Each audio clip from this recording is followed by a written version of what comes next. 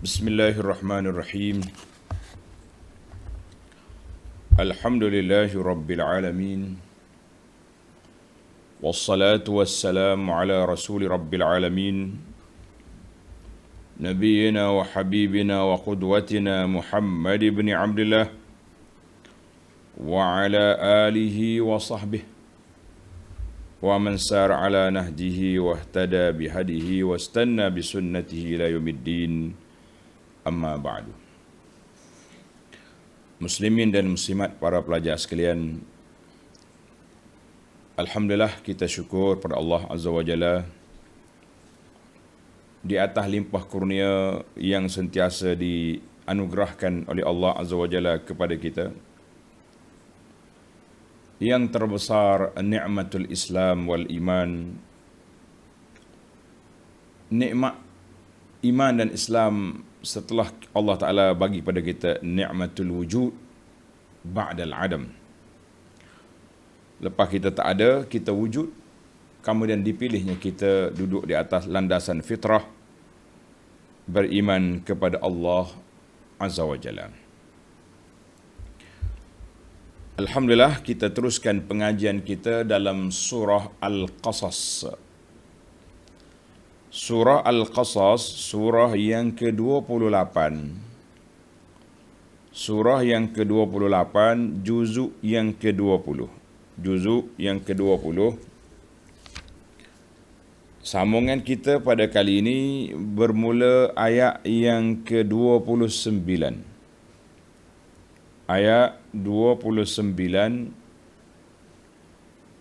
Setelah Nabi Musa alaihi wa ala nabiyyina salatu wassalam menyelesaikan tugasnya di Madian sebagai pusat latihan, pusat persiapan melengkapkan diri dengan ilmu seni kepimpinan. Kita kata pusat latihan, kenapa? Sebab dia menjadi pemimpin di tempat itu kepada hayawan-hayawan yang dijaganya. Itu latihan. Maka apabila selesai tugas, jarak di antara ayat 28 dengan ayat 29 10 tahun. Tuan-tuan tengok ayat 28. Qala zalika baini wa bainak ayyamal ajalaini qadaitu fala udwana alayya. Aku terimalah tawaran itu. Kata orang sudah berlaku ijab dan qabul. Sehinggalah 10 tahun kemudian baru mari ayat 29, falamma qada Musal ajal. InsyaAllah kita sambung di ayat ini. Dan untuk episod ini kita akan berhenti di ayat yang ke-35 insya-Allah. 29 hingga 35. Kemudian kita sambung dalam siri yang akan datang nanti insya-Allah. Baiklah para pelajar sekalian, kita baca 1 2 3 ayat mengambil berkat ilmu majlis ilmu kita ini dan juga al-barakatu bi kalamillahi azza wa jalla. Untuk para pelajar yang ada tafsir pimpinan edisi Jawi, muka surat 830. Muka surat 830. Kita baca 2-3 ayat, kemudian kita pergi kepada penjelasannya insya-Allah. أعوذ بالله السميع العليم من الشيطان الرجيم فلما قضى موسى الأجل وسار بأهله آنس من جانب الطور نارا قال لأهلهم كثوا إني آنست نارا لعلي آتيكم منها بخبر أو جذوة من النار لعلكم تصطلون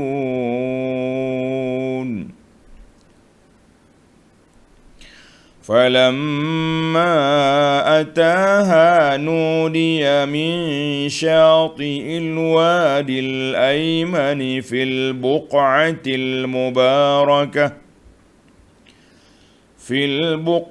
المباركة من الشجرة أن يا موسى إني أنا الله رب العالمين وأن ألق عصاك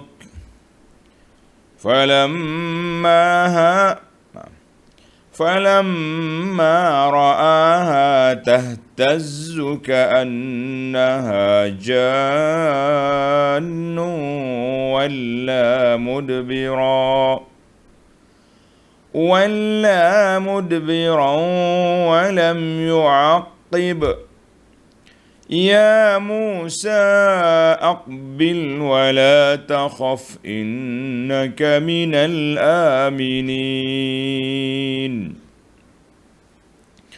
أسلك يدك في جيبك تخرج بيضاء من غير سوء واضمم إليك جناحك من الرهب فذلك برهانان من ربك إلى فرعون وملئه إنهم كانوا قوما فاسقين.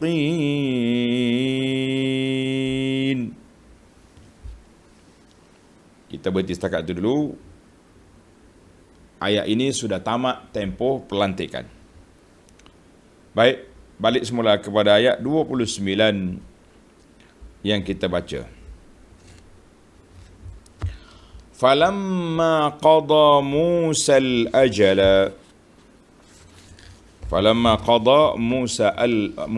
al-ajal. Setelah Nabi Musa alaihissalam menyempurnakan tempoh kerjanya, tugasannya di Madian itu. Berapa lama? Tuan-tuan, kita tengok perbahasan para alim ulama kita. Ai falamma qad anha Musa sanawat ra'yihi lil ghanam.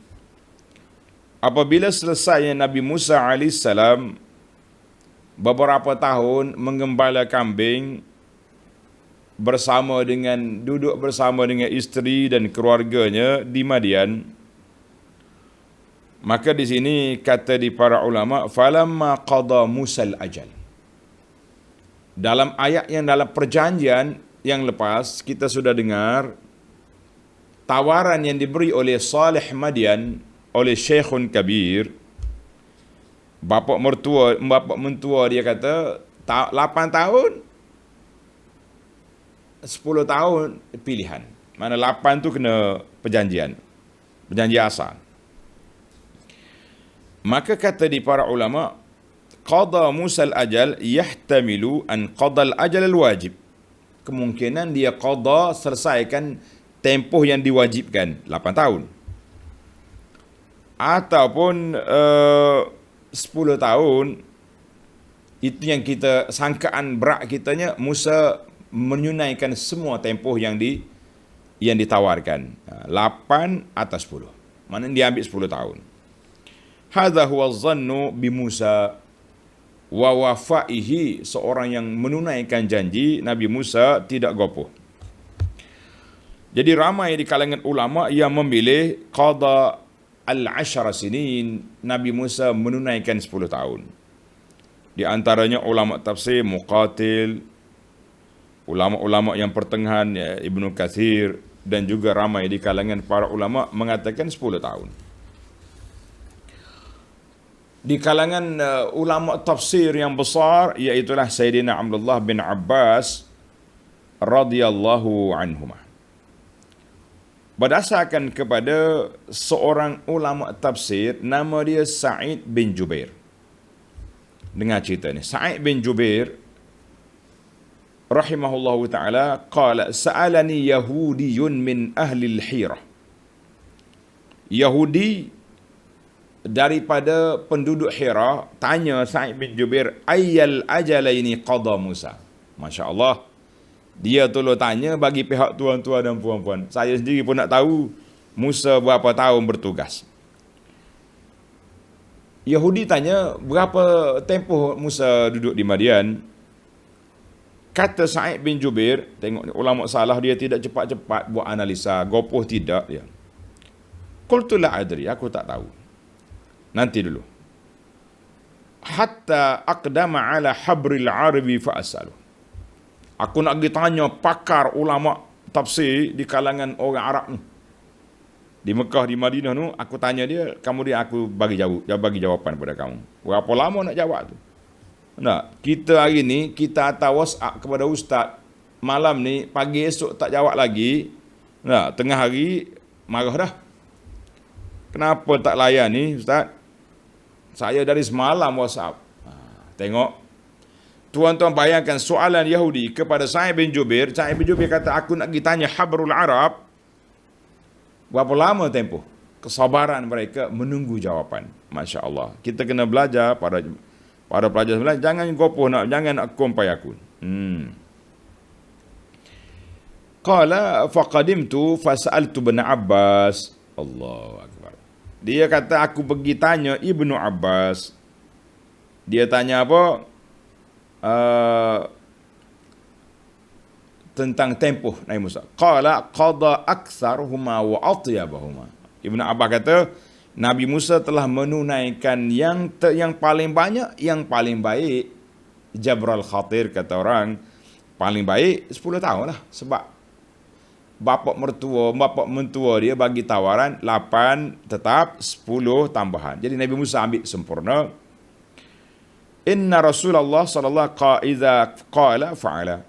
Dia kata berdasar kepada Nabi kita sallallahu sendiri, kalau dia kata benar-benar, Nabi kita akan tunaikan. Jadi Nabi Musa pun sama juga, dia pun dari kumpulan para anbiya, bahkan dari kalangan ulul azmi, bukannya main-main.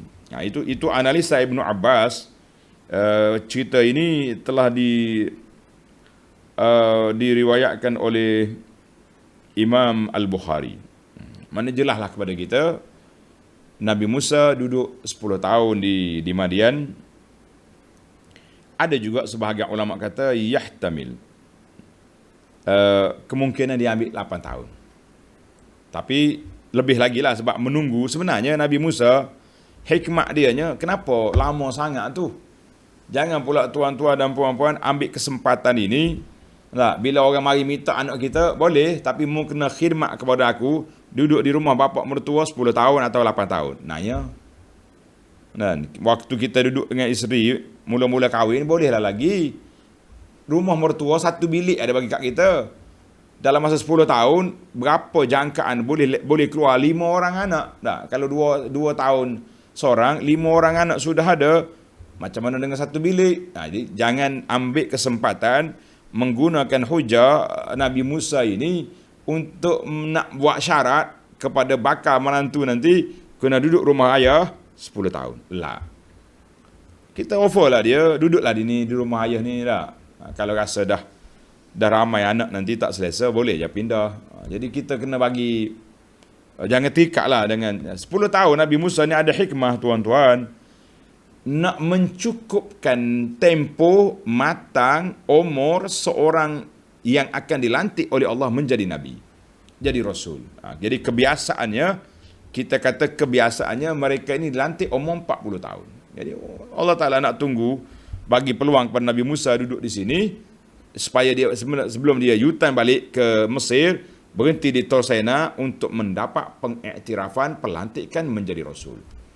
Hikmah Allah SWT kita tidak tahu. Kerana itu anak kata awal-awal lagi, ibu bapa jangan mengambil kesempatan ini untuk beri syarat. Awak nak ambil anak saya boleh. Tapi mek saya ni, kan, mek hamba ni, anak bongsu ni. Tak ada orang dah kat rumah. Syarat dia, awak kena duduk di sini 8 atau 10 tahun. Lah, lama Syekh. Duduklah, kita kata, duduklah setahun dua. Okey juga kan. Tapi sama mereka bagi 10 tahun. Hai, berat juga tu. Kita tak tahu apa yang akan jadi 10 tahun. Boleh jadi mentua dengan menantu tak ngam. Hidup dalam nak keluar, janji. Maka kita jangan terikat dengan janji-janji yang menyusahkan kita dan menyusahkan orang lain. Allahu Akbar. Baik para pelajar sekalian, setelah selesainya 10 tahun, jadi ramai ulama kata 10 tahun. Tafsir Ibn Abbas kata aktsaruhuma. Maknanya tempoh yang paling banyak, yang paling baik 10 tahun. Baiklah para pelajar sekalian, maknanya kalau Musa ambil 8 pun okey lah tu kan. Sebab dia sudah menunaikan hak dia pun janji yang 2 tahun lagi tu, asyqa, aku tak nak menyusahkanmu. Kalau ambil lah, kalau tak terima pun tak ada jadi masalah. Baik para pelajar sekalian, setelah selesai itu dia pun jadilah. Wasara bi ahlihi, setelah dia qada Musa al-ajala, wasara bi ahlihi. Nah, kita ambil setakat itu dulu. Nabi Musa dan mendapat izin setelah dia cukup tempoh. Ayahanda dia kata tak apalah Musa, selesai dah tempoh. Dia minta izin nak berjalan dengan isterinya kembali ke Mesir. Dia kata sara bi ahli, berjalan malam tu Sara tu, Isra. Baik. Cuma timbul lagi di sini, adakah dia naik kenderaan ke tidak? Bila kita baca benda-benda yang tidak ada nas, sukar untuk dianalisa. Tapi sebahagian ulama tafsir kata, dia kata raja'a Musa, ada Musa haitsu ja'a.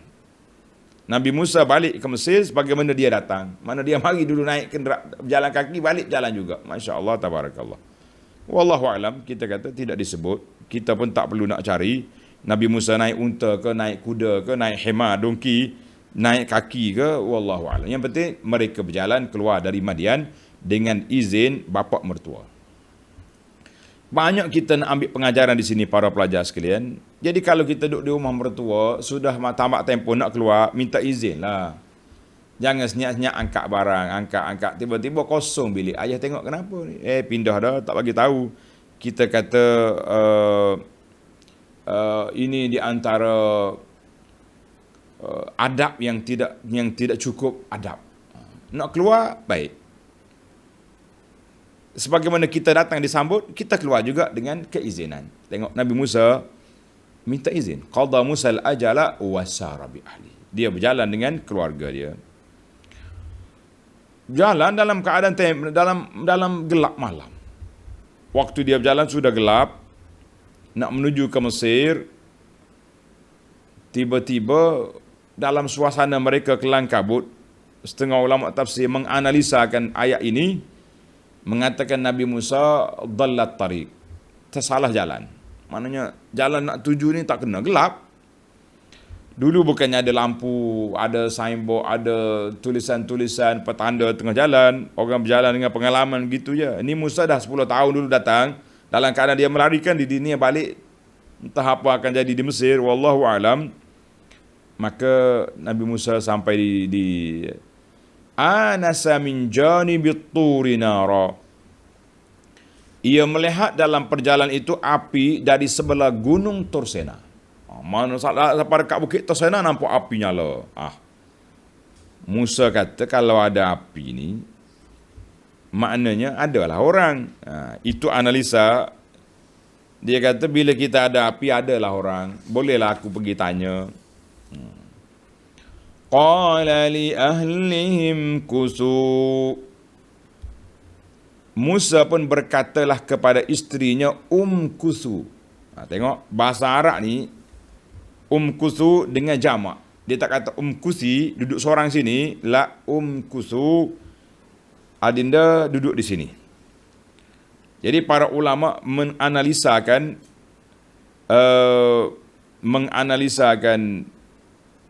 isteri dia tak tinggal seorang. Gelap malam.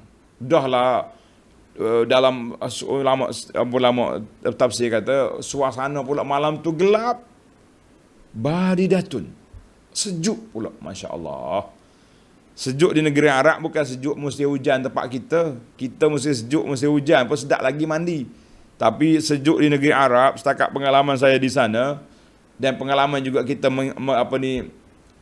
pergi ke negeri Mesir musim sejuk, berat kita. Maknanya sejuk sungguh. Sampai orang panggil sampai ke tulang rasa. Maka perlu sangat bila tengok api, gembira sangat kita. Nabi Musa kata, adinda duduk di sini. Jadi katanya, ulama tafsir kata, kenapa diguna lapak jamak? Kusu, duduk sini. Ada 2-3 riwayat lah yang mengatakan, bersama dengan mereka ada pembantu, dan juga dia ada 2 anak. Ada anak dia 2 orang. Wallahu alam, itu yang disebut dalam kitab kita. Jadi, maknanya isteri dia, pembantu dia, dan anak dia, Nabi Musa kata, Kusu tinggal di sini. Ana pergi tegak api itu untuk apa? Tengok. La'an inni anastu nara. Inni anastu nara. Sesungguhnya aku ada melihat api. La'alli atikum minha bi khabar. La'alli semoga aku dapat membawa kepada kamu suatu berita dari situ. Ini orang kata, penganalisa kata, mereka tak jumpa jalan. Jalan nak pergi ke Mesir, tak tahu dah. Gelap, bela kata orang. Jadi aku nak pergi tanya khabar kat depan, di mana jalan kita nak menuju ke Mesir. 1. Au jazwatin minan nari la'allakum tastalun.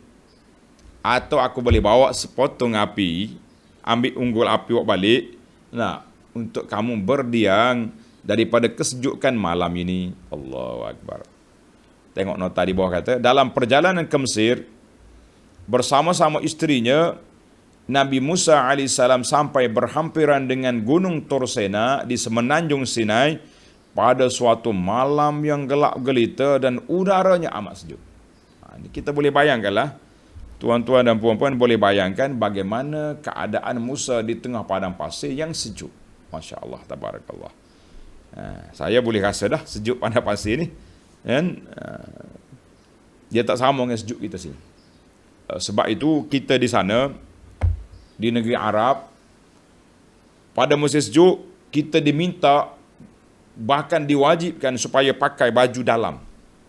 Singlet ni, dalam baju ni kena ada baju tebal dalam ni. Dia bahasa orang Arab panggil sadriyah, baju yang nak jaga dada kita ni. Sebab udara dia kering masuk. Berbeza dengan udara kita sini lembab. Udara dia sejuk kering. Bila masuk dalam ni, paru-paru ke apa, memang akan sakit. Allahu Akbar. Ini kita panggil sadriyah, mana baju untuk nak jaga dada. Mesti kena ada baju hak dalam tu. Baik. Jadi Nabi Musa AS, dia kata, la'alli atikum minha bi khabarin. Jadi di sini kata orang, oleh kerana dia tak jumpa jalan, dia nak pergi ke api tu, boleh jadi ada orang sana, kita nak tanya, di manakah jalan nak menuju ke Mesir.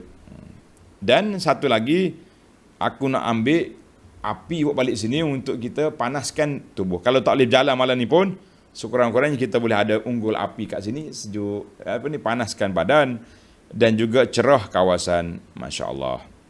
Alhamdulillah. Allahu Akbar. Itu dia panggil prihatinnya Nabi Musa AS kepada keluarga dia. Alhamdulillah, isu cerita ini kita telah bincang dalam surah yang lepas, surah Namli.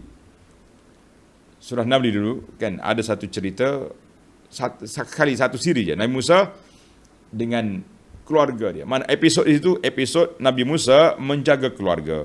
Jadi ayat ini pun sama jugalah kan. Huraiannya boleh ambil di sana. Baik para pelajar sekalian. Selesailah isu Musa dengan keluarga dia. Dia tinggal sekejap di tempat yang insya Allah aman. Tuan-tuan dan puan-puan jangan cemas. Sebab ada jemaah ni rasa, cemaslah. Bagaimana Musa tinggal isteri dalam keadaan gelap? Duduk dengan siapa? Nanti dia pergi ke bukit, tak jumpa cari tempat nak balik ke sini. Berat isteri dia ke soalan. Rupanya Allah Ta'ala sebut kusu dengan jamak, mana ada lagi anak-anak dia dan juga ada pembantu. Kita kata Alhamdulillah. Jadi ibu-ibu muslimah kita jangan panik dengan Nabi Musa tinggal isteri dia, ada orang jaga. Jadi setengah orang dia tak boleh dia jadi kelang kabut. Ustaz, dia duduk dengan siapa tu? Dalam gelap ni, macam mana Musa boleh tinggal? Musa pun ada perkira, dia lebih sayang isteri dia daripada awak lagi. Baik, kita pergi kepada ayat 30. Sesalah dia dengan keluarga dia.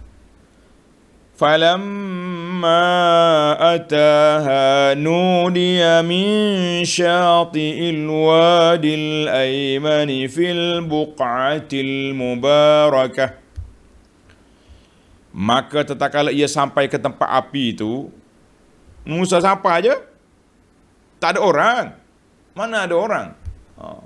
Api itu nyala di pokok gitu. Pokok tak terbakar, kan kita dah dengar dalam siri yang lepas. Kedengaran ia diseru dari tepi lembah yang sebelah kanan. Belah kanan Musa, mana sebelah bukit lah. Di tempat yang dilimpahi berkat, Allahu Akbar. Di tempat yang dilimpahi berkat. Sebab apa diberkati tempat itu? Kerana Allah Ta'ala tajalli, Allah Ta'ala berkata-kata dengan Musa di situ, dan berlakunya pelantikan yang besar yang bersejarah, pelantikan Nabi Musa sebagai seorang Rasul. Masya Allah. Dalam surah An-Nazi'at, hal ataka hadithu Musa iznada rabbuhu bilwadil muqaddas tuwa. Lembah itu nama dia Wadi Muqaddas, wadi yang suci. Di sini Allah Ta'ala sebut al-buq'atil mubarakah, mana wadi suci yang diberkati oleh Allah Azza wa Jalla. Sebab apa diberkati? Sebab Nabi Musa AS dilantiknya di situ. Kenapa tak berkat? Kita ni masuk dalam dewan pelantikan pun kita kata dewan yang mulia. Padahal dia duduk kelahi dalam dewan tu. Kalau mulia tak kelahi. Ini mulut lain, perbuatan lain. Dia panggil mulut lain, perbuatan lain. Mulutnya kata dewan yang mulia ini, awak duduk kelahi. Kenapa? Dah mulia, hormatlah. Ini masalah kita. Mana kata di para ulama al-mubarakah di situ sebab Allah Ta'ala berkata-kata dengan Musa di situ. Nabi Musa mendengar kata-kata Allah Azza wa Jalla. Bagaimana cara dia? Jangan ditanya. Ini setengah orang duk takwil kata-kata Nabi Musa dengar daripada pokok, kan? Dari arah pokok kayu. Macam-macam dia punya. Minas syajarati, dari arah pokok kayu ada di situ. Jadi kata Nabi Musa dengar pokok tu bercakap. Kita kata Masya Allah, kenapa nak takwil? Kenapa takut sangat kita nak isbat Allah Ta'ala berkata-kata? Ini dia panggil kadang-kadang naz'ah al-jahmiyah. Jaham bin Safwan yang menafikan sifat Allah Ta'ala ni masuk juga dalam kepala kita, umat Islam. Jadi kita kata, kita pergi kepada tafsir ulama salah dalam masalah ini lebih tenang. Allah Ta'ala berkata-kata, na'am berkata-kata. Bagaimana tidak ada siapa boleh tanya? Bagaimana Allah berkata-kata? Bagaimana Musa dengar? Yang penting Musa dengar. Dan Musa menjawab apa soalan yang ditanya oleh Allah Azza wa Jalla kepadanya. Alhamdulillah. Tenang hati.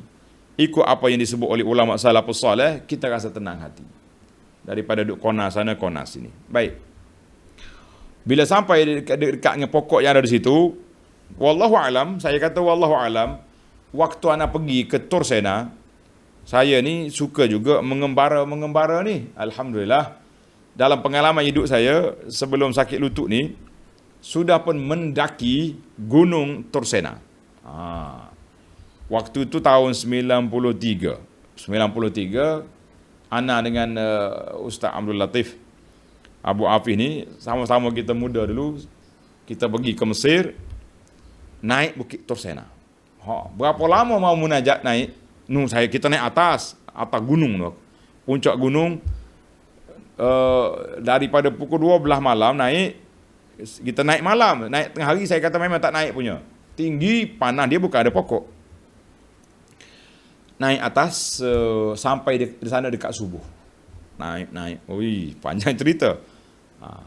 Maksud pagi esok kita turun, orang tunjuk, dia kata di sini Wadil Muqaddas adalah pokok-pokok, wallahu alam pokok mana, tapi gitulah cerita orang. Dia kata dekat sinilah tempat Musa munajat. Kita kata na'am, wallahu alam. Yang penting kita tengok Bukit Tursena. Nabi Musa, bila Musa sampai di sini, dia dengar Allah Ta'ala berkata-kata, Ya Musa, inni ana Allahu Rabbul Alamin. Wahai Musa, sesungguhnya akulah Allah, Tuhan sekalian alam. Masya Allah. Nabi Musa dengar kata-kata Allah Ta'ala kepada dia, bagaimana Allah Ta'ala yang maha mengetahui. Kalau kita takwil banyak, hurai banyak pun tak jumpa cari jalan. Allah kata, dia berkata-kata. Kenapa kita tak berani sebab? Tengok nota di bawah 13-12. Di sinilah Nabi Musa AS mula-mula menerima wahyu dan mendapat penghormatan berkata-kata dengan Allah Ta'ala yang dengan tiada perantara. Tak ada pengantara. Tidak, biasanya wahyu ni dia datang melalui Jibril. Nabi Musa tidak, terus direct dengan Allah Azza wa Jalla. Di sinilah juga ia dikurniakan beberapa mukjizat yang membuktikan kebenarannya sebagai seorang rasul yang diutus oleh Allah Azza wa Jalla. Maka di sini berlakunya pelantikan. Pelantikan siapa? Nabi Musa alaihi salam. Jadi Allah Ta'ala sebut, aku ana. Inni ana Allah Rabbul Alamin. Aku Tuhanmu. Musa jangan duk cari orang sini, tak ada. Kita dua yang kat sini. Musa yang ada situ. Allahu Akbar. Kemudian Allah Allah tegur Musa. Dia tanya dalam ayat lain, wa ma tilka biyaminika ya Musa. Ada apa kat tangan?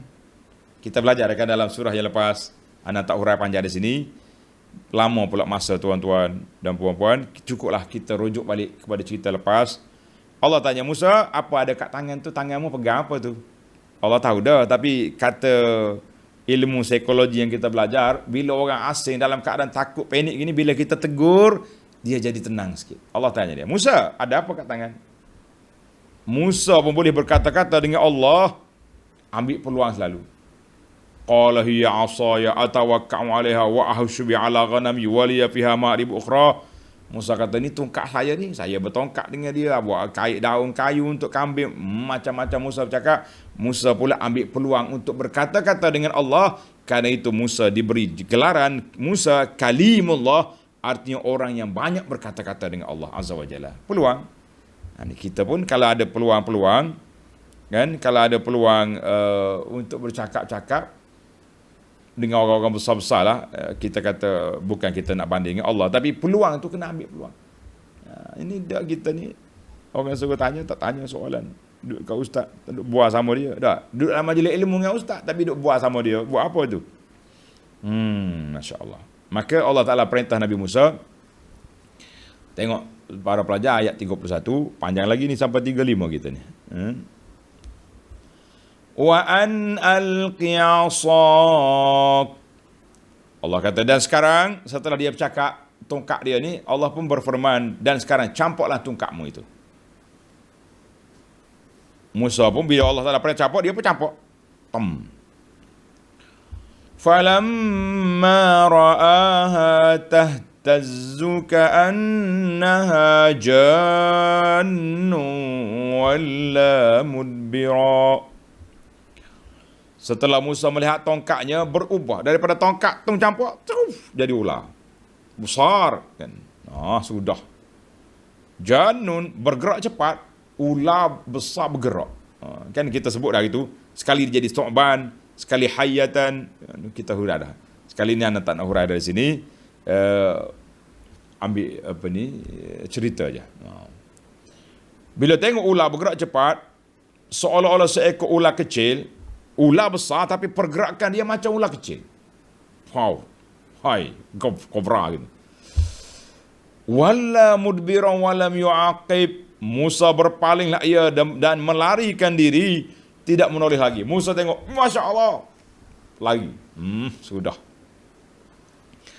Ya Musa aqbil wala takhaf.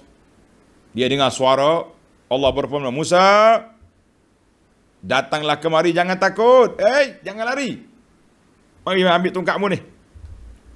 Innaka minal aminin. Sesungguhnya engkau dari orang yang beroleh keamanan. La takhaf alladhi yamsalu. Dalam ayat lain tu kata, jangan takut Musa, semua rasul-rasul aman, tenang dekat aku. Tak ada orang takut. Mari. Allahu akbar. Musa pun kona balik. Yutan balik. Pusing balik. Pergi ambil tongkat dia. Pergi pegang tongkat, jadi tongkat balik. Tenang Musa, Masya Allah. Kita pergi kepada ayat yang ke-32.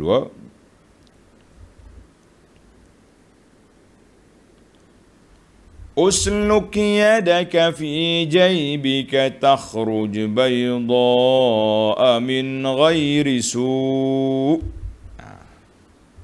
Masukkanlah tanganmu melalui belahan dada bajumu. Biasanya baju ni, kita kan, ni belah dada ni, ada lubang sini, masuk sini, masuk gini. Nasyaya, kemudian tarik keluar tangan, nasyaya keluarlah ia putih bersinar-sinar dengan tiada cacat. Yakni, tangannya putih bersinar itu bukan kerana penyakit sopok, tapi sebagai mukjizat. Mau masuk tangan sini, keluar, nyala macam laser. Terkejut Musa. Tengok ni, dia punya mukjizat. Allah kata, min ghairi su'in. Bukan penyakit. Mu jangan bimbang. Takut tanganmu jadi bala, kau jadi sopok. La. Itu mukjizat. Kita dah bincangkan dalam siri yang lepas. Setiap benda kalau kita bagi arahan, biar lengkap. Allah kata, bayda min ghairi su'. Putih tapi bukan cacat. Itu penting. Mana setiap maklumat kita kena beri biar lengkap lah. Jangan duk main orang panggil tak habis. Tangan Musa jadi apa pula? Orang tanya kan. Macam mana lampu dia tu cerah tak cerah? Cerah macam spotlight. 3. Itu 2. Biasa kita fokus 2 ni kan. Tangan cerah, tongkat jadi ular. 1 lagi. Tambahan di sini yang fokus baru yang kita kena nampak. Wadmum ilaika janahaka minar rahb. Dan kepitlah. Bahasa Kelantan molek. Tok ayah kita ni orang Kelantan ni. Siapa ni mufti. Dan kepitlah tanganmu di celah ketiakmu ketika merasa takut, nescaya hilanglah takutmu. Tengok nota di bawah. Yakni semasa engkau merasa takut kerana melihat sesuatu yang mengerikan, seperti ketika tongkatmu menjadi ular, maka hendaklah engkau berpeluk tubuh dengan mengepitkan tanganmu di celah ketiakmu, nescaya akan kuat semangatmu dan hilanglah perasaan takutmu.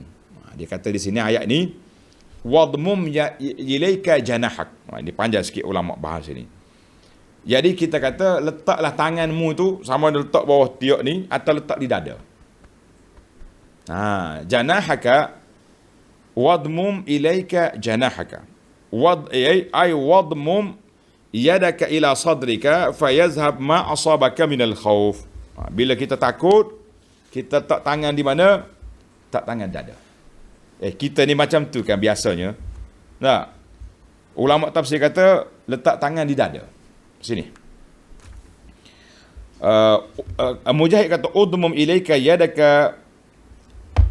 Ada kata tangan ni gini, pegang letak sini. Murad dhammu yadihi halati sarat bayda ila jasadihi. Baik, kita ambil yang pertama dulu. Kalau rasa takut, letak tangan sini. Kita betul, tuan-tuan. Cuba kita perasan ke tidak? Bila kita takut, kita terkejut aku. Kan? Kalau kita marah, kita mikir, mu tak ada otak. Sini. Nah. Kalau orang tuduh macam-macam kita, hati baik. Bila kita takut, apa berlaku ke apa, kita terkejut. Oh. Tangan, otomatik tangan mari sini. Oh. Masya Allah. Di sinilah kata di para ulama psikologi, ana ada hurai dalam siri 79 dalam hikayat fiqhiyah. Ada 4 tempat kita kena gosok anak kita. Ingat ke tidak? Di antaranya bila kita dapat khabar gembira anak kita ni dapat kecemerlangan ke, baik ke, dia tolong kita, kita letak tangan atas kepala, gosok. Masya Allah, abang, baik bang, kakak. Bila kita tanda sayang kita dengan dia, kita gosok pipi. Waktu anak kita dalam keadaan kolak, dalam keadaan suasana yang kelang kabut ke, takut ke, panik ke, kita gosok dada dia. Ini. Hadha huwa. Wadmum ilaika janahaka minar rahb. Allah kata Musa, kalau kamu takut, tak tangan sini. Masya Allah. Ini kata Al-Quran, ilmu perubatan ada, ilmu psikologi ada, ilmu, Masya Allah, tabarakallah, letak sini. Jadi tuan-tuan tengok cerita panjang ni dalam siri 79 dalam kisah kisah hikayat fiqhiyah. Detail di sana berapa tempat yang kita kena gosok anak kita setiap hari.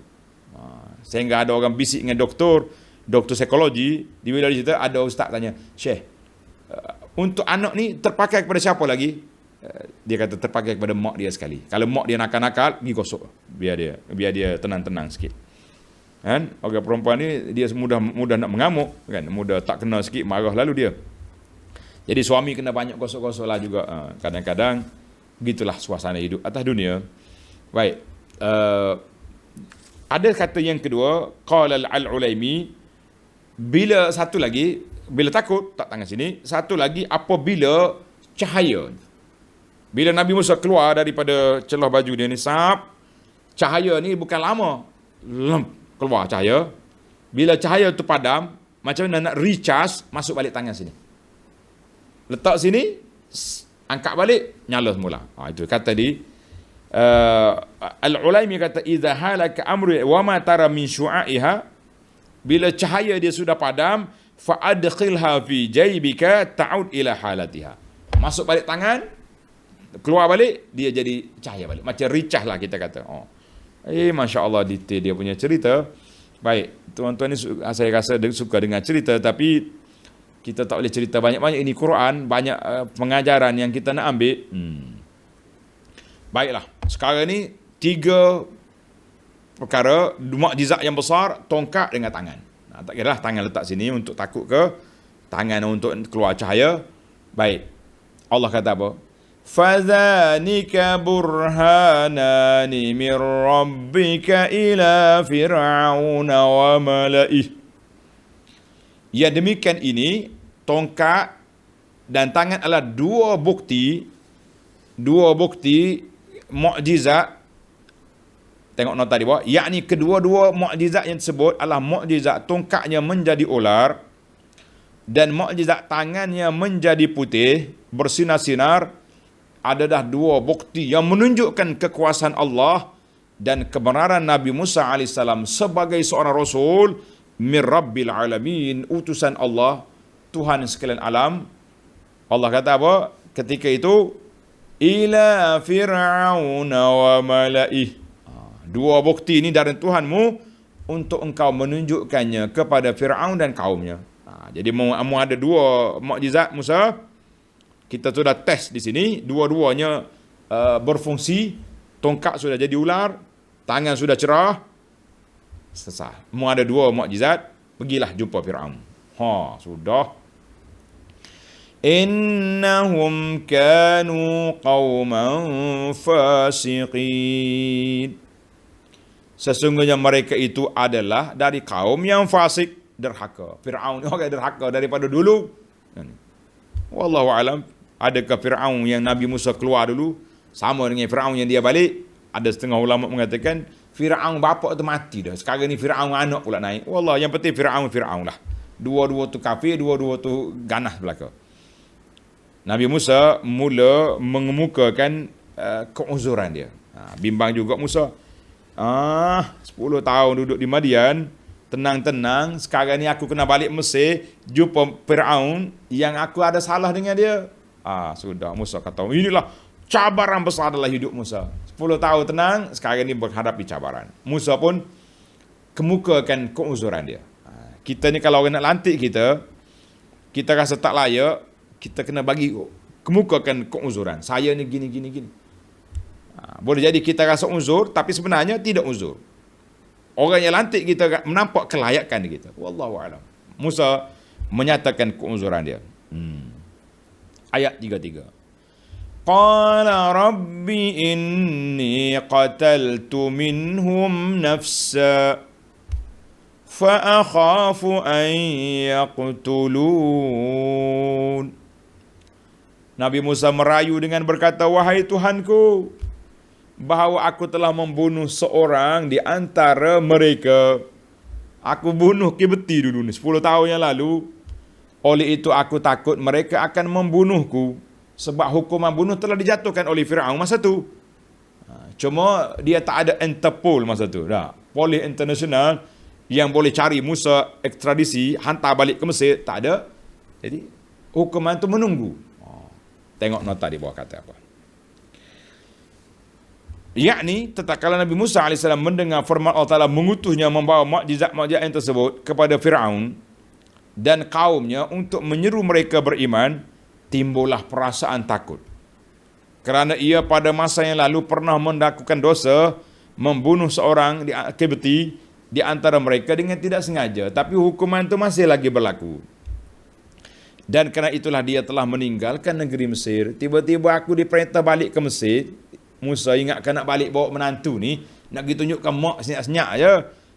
Dapat jawatan pula, balik jumpa Firaun. Sudah. Allahu Akbar. Dalam keadaan gawat begitu, Nabi Musa lah kata orang di antara Nabi yang baik. Sebab apa? Dia tak lupa kepada adik-adik dia. Tengok ayat 34. Musa menyatakan keuzuran dia.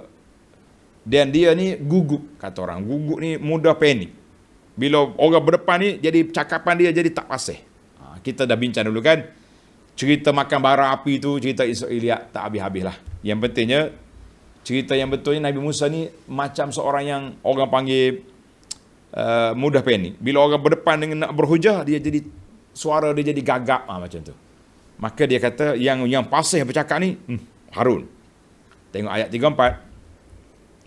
Wa akhi Harun huwa afsahu minni lisana fa arsilhu ma'i yarid an yusaddiquni inni akhafu an yukadzibun.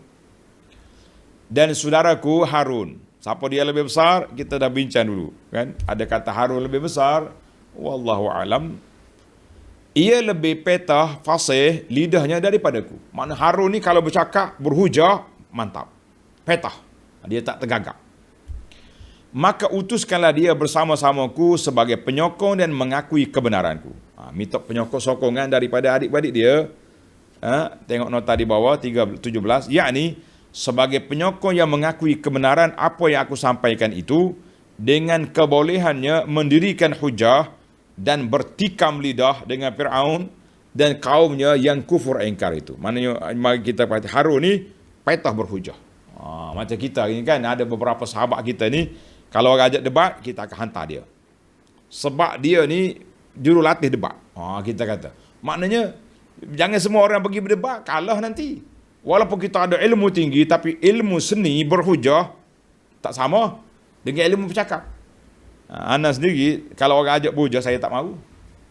Baru ni ada orang nak buat hujah, konon-konon buat tuduhan lah kepada universiti kita ni, kita kata saya tak nak berhujah. Saya nyatakan apa yang saya faham, tapi untuk berdebat saya tak pandai. Saya tak boleh. Jadi Musa, dia tak boleh. Jadi Harun yang boleh. Di sinilah kata para ulama, adik-beradik yang baik, adik-beradik yang tak lupa kepada adik-beradik. Zaman kita ini, zaman politik ni, jangan main. Lantik adik-beradik, kronism, nepotism, segala zam keluar belaka. Waktu dia berkuasa, sama juga. Itu gitu. Kita panggil orang semua tak betul, yang betulnya kita je. Baik. Kita kata, aku bimbang mereka mendustakan aku. Jadi bila mendustakan aku, bila mereka mendustakan, aku jadi panik. Ketika itu suaraku tersekat ataupun tidak patah lagi bercakap. Allahu Akbar. Ini Nabi Musa nyatakan keuzuran. Kita pun kalau kita ada uzur, nyatakan keuzuran. Saya tak mampu, saya tak. Baik. Allah Ta'ala kabulkan permohonan Musa, ayat 35. Qala sanashuddu 'adudaka bi akhika wa naj'alu lakuma sultana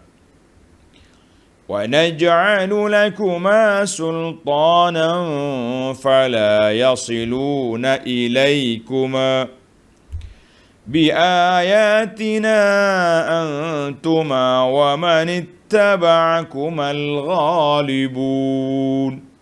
Allahu Akbar. Kena ayat ni tenang Nabi Musa. Berani selalu. Orang kata kalau yang berpeluh tadi panah balik. Tadi pucak ni panas. Dengan jaminan Allah, mu akan menang Musa. Fir'aun tak akan apa-apa kamu. Sesat. Tengok, Allah berfirman, kami akan menguatkan tenaga dan daya usahamu dengan saudaramu Harun. Mana permohonanmu lantik Harun, diterima. Jazahullahu khairan. Ini adik-beradik yang baik.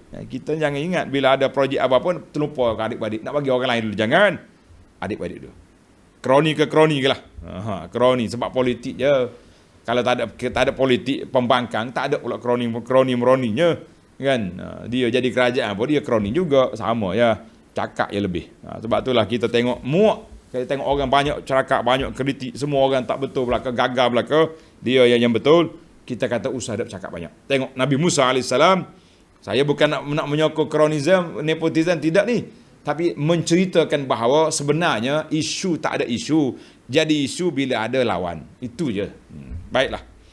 Sebab tu pelajar-pelajar saya, dengan tulus ikhlas lah kita bagi nasihat. Tak usahlah banyak sangat duduk main isu-isu yang tak ada faedah ni. Tak ada faedah. Banyak saya tengok setengah-setengah pelajar ni, dia tag kita di Facebook. Isu yang dia bincangkan itu tak ada faedah mana. Tak ada faedah. Kita pun bukan tak kenal orang, kita kenal juga kan. Baik, fokus kepada tajuk Nabi Musa. Allah Ta'ala luluskan permohonan Musa untuk lantik Harun. Dan Allah bagi jaminan. Dan kami akan memberikan kuasa kemenangan kepadamu berdua. Jangan takut, Fir'aun akan kalah. Tapi bukan sehari dua. Oleh itu, mereka tidak akan sampai kepada maksud membahayakan atau mengalahkanmu. Hak dia nak bunuh 10 tahun dulu, mereka tak akan boleh bunuhmu. Dia akan mati. Dengan membawa ayat-ayat keterangan kami itu, kamu berdua serta pengikut-pengikut kamu akan menang. Jadi Alhamdulillah, Allah Ta'ala lantik langsung bagi jaminan Fir'aun tak akan apa-apa kamu, pergilah. Walaupun dalam istananya, pergi. Mu akan menang akhirnya. Lama juga tu tapi. Bukannya sehari dua kan. Baiklah para pelajar sekalian, jangan ambil pula hujah Nabi Musa lantik adik-beradik ini untuk melakukan kronisme lah. Tidak. Kita kena tengok betul-betul lah. Kalau layak, sungguh-sungguh, bolehlah. Baiklah. Dalam ayat ini Allah gambarkan biayatina. Biayatina dengan tanda-tanda. Ulama kata apa dia ayat di sini? Tuan-tuan tanda. Yang pertama ayat di sini dengan mana hujah. Hujah mantap, Fir'aun tak akan boleh lawan. Satu. Yang kedua ayat, iaitulah ayat sungguh lah. Tongkat, tangan, ada 9 ayat lagi yang lain-lain. Jadi kita kata dua-dua lah senang. Ringkas ceritanya Allah beri pada Nabi Musa ayat, sama ada ayatun lisaniyah, hujah yang mantap untuk lawan Fir'aun, ataupun ayat secara fizikalnya, tongkat menjadi ular, tangan bercahaya, dan ada 9 ayat semuanya. Allahu Akbar. Semua tu ayat-ayat yang menjadi mukjizat Nabi Musa AS. Kita pun tak nak ulang lagi kepada tuan-tuan ayat-ayat kita di sana, sebab Alhamdulillah sekarang pelantikan sudah berlaku, permohonan telah diluluskan, tinggal lagi Nabi Musa selesai pelantikan, dia balik semula kepada tempat isteri dia dengan keluarga dia tadi. Apa jadi? Nabi Musa sambung perjalanannya ke Mesir. Sampai sudah di Mesir, daripada ayat 35-36 lompat pula kita. Bagaimana Nabi Musa bawa balik isteri dia? Bagaimana wallahu alam. Tuhan tak sebut di sini. Yang sebutnya selesai pelantikan, esok Musa sudah jumpa Firaun. Baik, kita break kat situ dulu dan kita masuk kepada al-fawaid at-tarbawiyah wal ilmiyah, beberapa faedah yang kita boleh ambil daripada ayat 29 sehingga 35. Tuan-tuan tanda. Yang pertama, Allah Subhanahu Wa Taala guna perkataan umkusu khitab jama'ati zukur. Khitab kepada laki-laki. Quran kata tadi, dia kata kepada isteri dia. Kalau sepatut isteri dia, umkusi, duduk sini seorang. Tak, dia guna umkusu. Fama wajhu, ini bahasa pengajian ilmu bahasa. Apa sebab Allah Ta'ala khitab kepada perempuan menggunakan dengan lafaz jama'atuz zukur. Umkusu. Jawabnya ada 3 jawapan di sini. Jawapan yang pertama, manusia ni apabila kita nak membesarkan dia, maka kita guna lafaz ta'zim, lafaz jamak. Sebagaimana kata ahli syair, fa in syi'ti haramtun nisaa siwakum. Suami ni takut ke isteri, dia kata apa? Fa in syi'ti, kalau kamu nak buat syarat haramtun nisa siwakum, tidak kata siwaki, aku haramkan untuk berkahwin dengan semua perempuan lain. Maknanya kita tak ada poligami lah. Itu bahasa, jangan marah pula. Ini contoh. Baik, yang pertama dia panggil guna lafaz jamak untuk membesarkan. Mana isteri dia ni, Nabi Musa menghormati isteri dia yang telah menyelamatkan dia, yang telah beri tempat tinggal dia 10 tahun di Madian. Yang kedua, ini yang kedua kata annamaha khadiman. Dia ada khadam. Khadam ni biasanya pembantu dia, pembantu ni laki-laki. Jadi orang Arab ni ataupun perempuan juga, wallahu alam, orang Arab ni kalau dua dia khitab jamak. Boleh guna jamak. Jadi dia guna jamak umkusu. Yang ketiga mengatakan annahu kana lahu ma'a zaujati waladan. Nabi Musa dapat 2 orang anak dengan isteri dia di Madian. Maknanya mereka ramailah isteri dia, ada pembantu, ada anak, 4 orang di tengah gelap itu. Pasal tu dia khitab umkusu wallahu alam. Baik, yang ketiga, Nabi Musa AS sangat prihatin kepada keluarga. Ini kita kena prihatin keluarga. Sebab itulah bila tengok malam gelap, sejuk, tengok api, Nabi Musa sangat prihatin. Nabi kata, duduk sini, aku pergi tanya kabar di mana jalan kita dan aku bawa balik api sini untuk kita berdiam. Ini kata di para ulama, dalilun ala husni muamalati Musa li ahli. Ini dalil menunjukkan Nabi Musa sangat prihatin, muamalah dia dengan isteri cukup baik. Nabi SAW bersabda, khairukum li ahlihi wa ana khairukum li ahli. Sebaik-baik kamu orang yang baik pada keluarga dia, dan Nabi sendiri mengakui, aku orang yang paling baik kepada keluargaku. Masya-Allah, tabarakallah. Baiklah para pelajar sekalian, itu yang kedua. Kita pergi kepada yang ketiga. Faedah yang ketiga, saya tak hurai panjang. Kita dah hurai panjang cerita ni dalam tafsir suratul Naml. Tengok di sana. Yang ketiga, fi qawlihi ta'ala fa'arsilhu ma'ya rid'an yusaddiquni. Lantiklah Harun untuk dia bantu aku. Ulama kata ittikhad al-a'wan, adanya pembantu yang membantu kerja-kerja dakwah kita ini menjadi min asbabin najah, menjadi sebab keberkesanan, keberjayaan dakwah kita. Jadi kalau kita buat kerja seorang, tak kuat. Ini zaman kita, ini zaman IT dia panggil. Semua kerja melalui internet. Kalau kita tidak ada pembantu, tak ada admin yang tolong rakam, tolong edit, tolong ni, jadi tak panjanglah dia punya dakwah kita mungkin bertempat. Saya kalau tak rakam di sini, ada berapa orang? Masjid kita berdiri benar 4 orang je dengar. 4 orang boleh solat je. Kuliah tak boleh. Maknanya, cakap seorang lah kita. Ini dia panggil, pentingnya kena ada pembantu. dalam gerak kerja dakwah kita kena ada pembantu, ada atba', penyokong yang memberi sokongan, yang memberi dokongan supaya dakwah kita berjalan. Jadi Nabi Musa awal-awal lagi minta, Harun kena pergi sekali dengan saya, minta. Allah Ta'ala luluskan. Alhamdulillah. Jadi kita kerja dakwah kita pun, kita tengok dakwah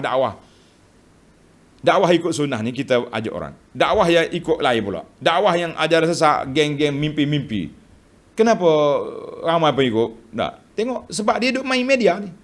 Potong video pendek, cakap dengan kita tengok rakaman Zoom yang duk buat sama dia tu, nak pergi ke Malaysia ke, nak pergi Semenanjung ke, nak pergi Mekah untuk menyambut Imam Mahdi. Panjang pula cerita dia orang tu. Sebab dia ada atba' yang buat kerja. Jadi kita. Pasal itulah para pendakwah mengata al-haqqu bila nizam yaghlibuhul batilu binizam. Dengar ni kata-kata pendakwah, kata motivasi dakwah yang selalu kami diasah oleh guru-guru kita supaya kita bersistem dalam jalan. Dia kata al-haqqu bila nizam, orang yang benar tapi dia duduk tanpa sistem dia punya dakwah akan dikalahkan oleh kumpulan batil dengan sistem. Tengok, kadang-kadang kita nampak dakwah yang baik, nak ajak orang pada sunnah, tapi oleh kerana media kita tak kuat, kita akan kalah. Hari ni orang duk macam-macam para pelajar. Anak banyak kali dah minta maaf. Dia orang hantar video kat saya, suruh tengok.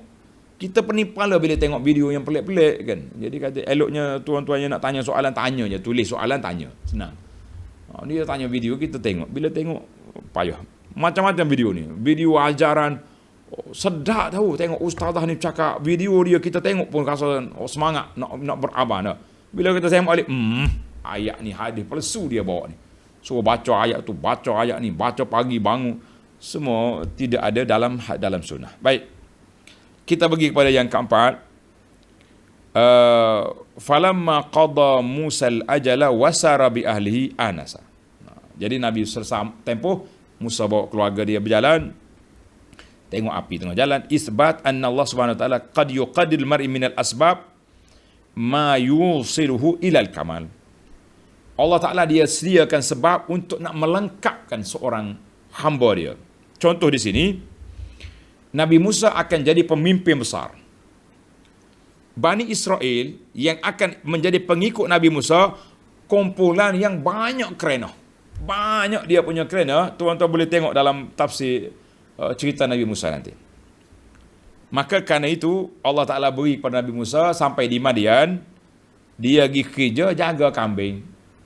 Sebab kambing ni dia tak dengar kata. Dia ikut gemala, tapi kalau jumpa makanan tepi jalan dia berhenti dulu. Relax sini, tengok 4-5 ekor tak ada. Mana? Duk makan tengah jalan, tak ikut disiplin, tak ikut SOP. Manusia ni macam tu juga. Bani Israel ni antara bani yang banyak kerana.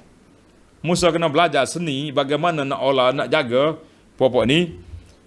Nabi SAW sebut dalam hadis ni dalam Bukhari daripada Abi Hurairah. Nabi kata, ma ba'athallahu nabiyyan illa ra'al ghanama. Semua nabi-nabi yang dibangkit, asalnya mereka telah mengembala kambing. Dia sudah ada pengalaman pendidikan, ilmu, seni mendidik melalui jaga kambing. Sebab itulah saya duduk memikir. Penting juga ilmu pendidikan awal. Sebab itulah kita tengok, boleh jadi kalau kita nak lantik Perdana Menteri ke, nak lantik orang pegawai-pegawai besar ni, wakil-wakil ni, kena tanya dulu, tuan pernah jaga kambing ke masa kecil? Ni kalau kita lantik orang elit, orang yang duduk kayangan, dia, macam mana dia nak menjiwai orang di kampung yang lemah ni macam mana? Sebab itulah bila kita kata pemimpin yang naik daripada asal orang kampung, kita rasa lebih baik pengalaman dia daripada orang yang naik daripada atas. Tapi tak semesti.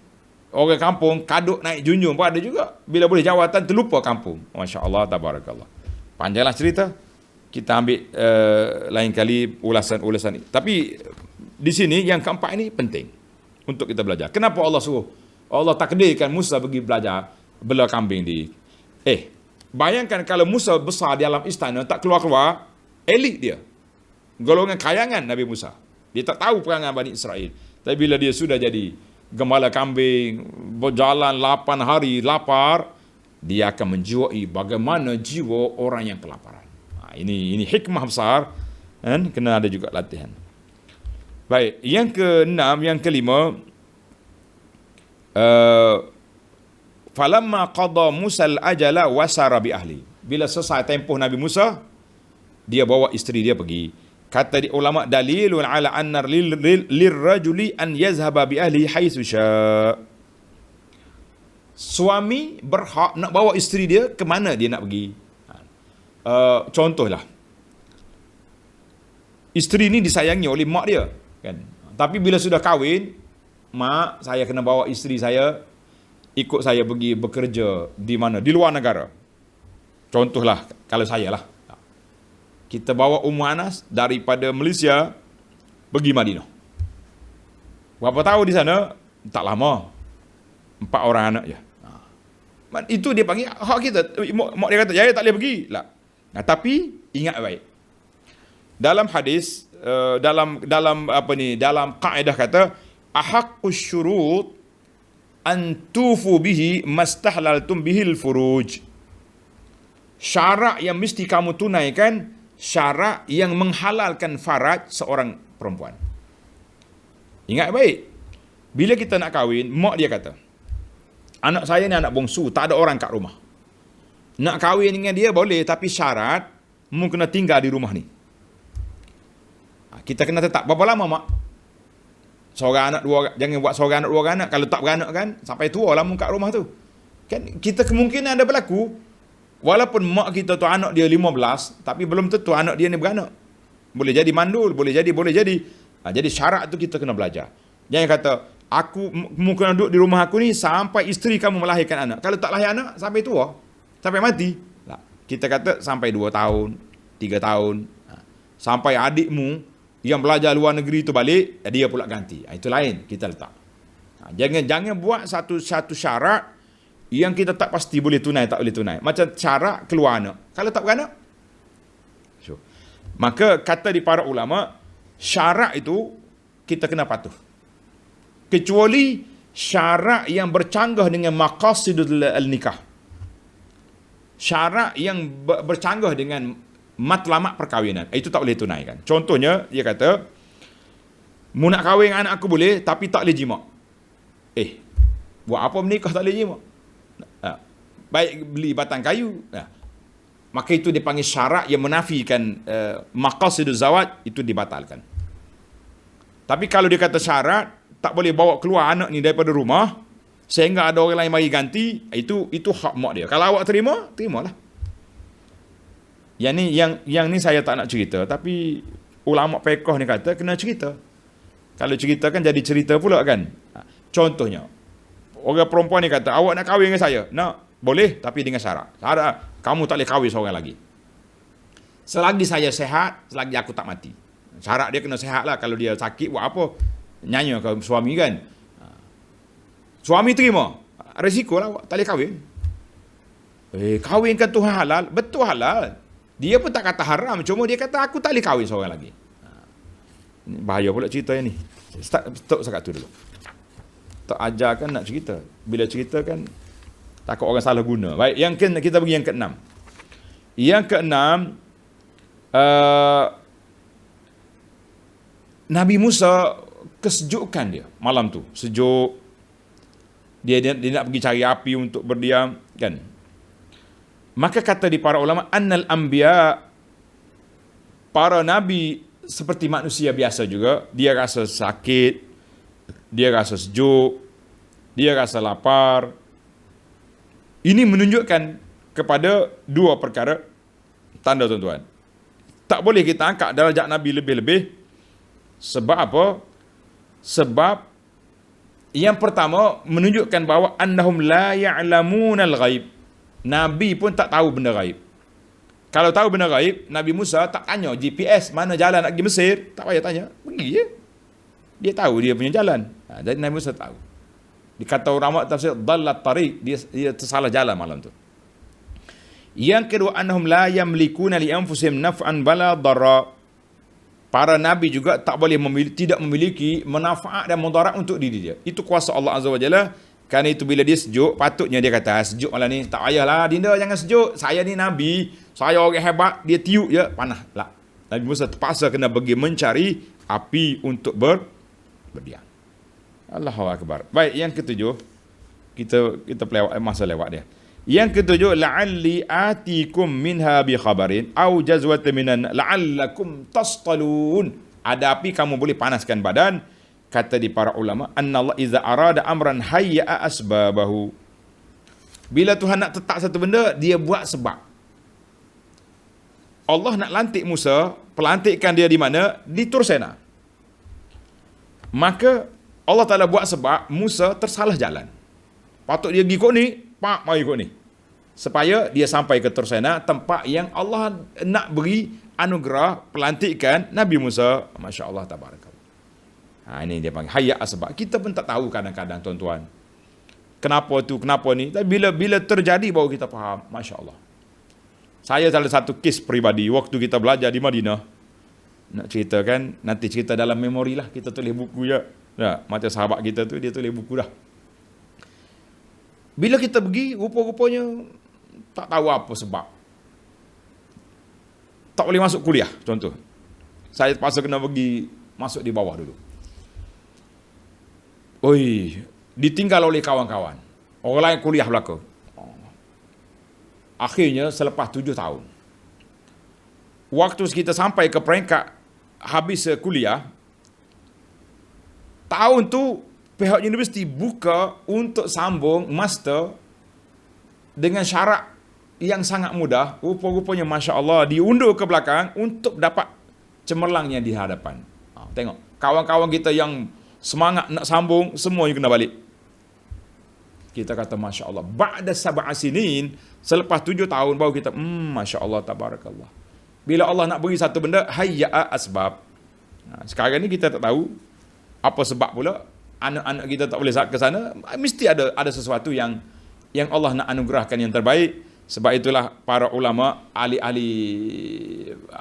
qulub, ahli motivasi mengatakan al khairu makhtarahullah, yang terbaik itu apa yang Tuhan pilih. Kita usaha tak dapat, tentu ada di sana apa yang Tuhan nak bagi. Kita kata wallahu alam. Baik, kita pergi kepada yang ke-8. Nabi Musa pergi cari api nak memanaskan badan. Kata ulama, ittikhadz al-asbab la yunafi tawakkul. Mengambil sebab tidak menafikan tawakal. Mengambil sebab tidak menafikan tawakal. Yang kata, tak tawakal ni, sejuk-sejuk lah. Sebab itu, api itu menjadi sebab kepada panas. Kan? Mana kita tawakal kepada Allah, tapi kalau api tak nak panas, boleh juga. Itu dia panggil. Macam kita hari ni, contoh, kita ambil vaksin. Bukan kerana kita percaya ke vaksin. Bukan kerana kita terpedaya dengan WHO. Tapi ulama semasa, ulama kesihatan kata, ini langkah-langkah keselamatan. Tawakal kita kepada Allah. Sebab tu, di Malaysia, dia tulis My Sejahtera. Kan? My Sejahtera. Orang Arab, dalam handphone dia tak boleh My Sejahtera. Dia tulis Tawakkalna. Sebab dia punya tauhid. Dia tulis, dia punya My Sejahtera dia, okey juga. My Sejahtera tak, kita nak selamat.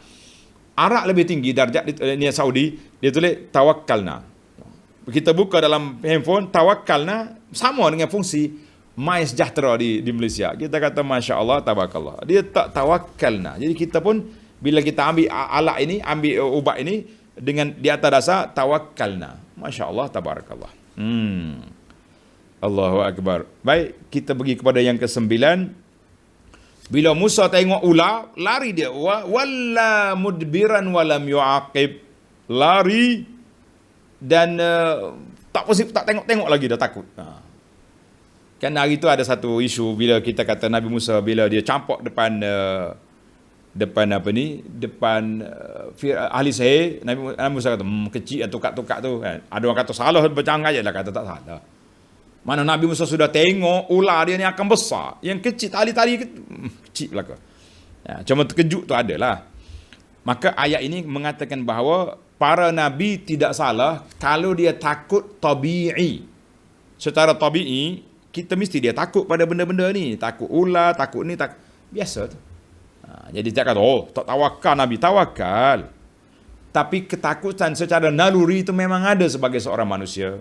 Baik, yang terakhir, yang ke-10, ilmu menenang jiwa, tak tangan di dada. Jadi kata ulama psikologi kata kalau anak kita nakal apa, gosok di dada dia. Gosok. Biar tenang. Kata Ibnu Abbas, ini kata-kata daripada Ibnu Abbas, dia kata apa? Laisa min ahadin yadkhuluhu ra'bun ba'da Musa. Mana-mana orang yang rasa takut selepas daripada cerita Nabi Musa ini, summa yudkhilu yadahu fayadahu ala sadri illa zahaba anur. Bila takut dia letak tangan dia dada, gosok sini, insya-Allah hilang ketakutan itu.